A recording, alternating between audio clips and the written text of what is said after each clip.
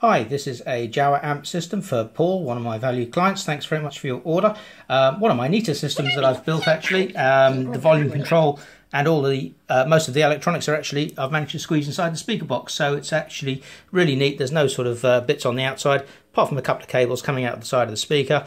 The MP3 player, as always, is detachable and has got its own power on-off switch on the top, which you might be able, there you go, just there. So do remember to turn that off at the end of troops. The red and white, the red flashing light there indicates that it's currently powered on and playing through its normal sort of loop file.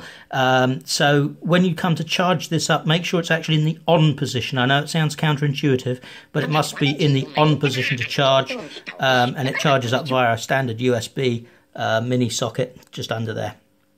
And you can plug that into anything you've got handy, like a laptop or a dedicated power supply. It comes with the 6 AA battery tray, which also has its own on-off switch on the top there. I haven't got any decent AA batteries to hand, so at the moment I'm just powering off a little lithium polymer battery I happen to have spare.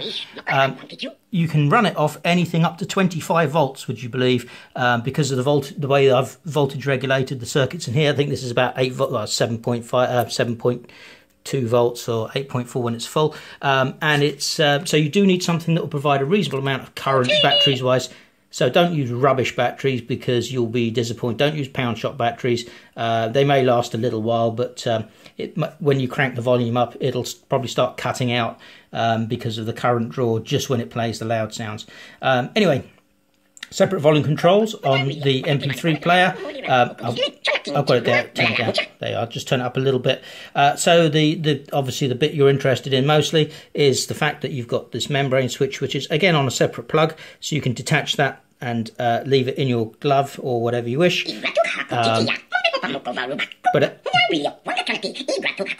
Thank you. But at any point you wish, you can just basically squeeze your thumb and finger together if this is hidden in a glove. Oh Christ, that's loud, sorry. Probably wake my son up. But you get the idea. I'll just turn it down a bit. And you can sort of do that as many times as you like on demand.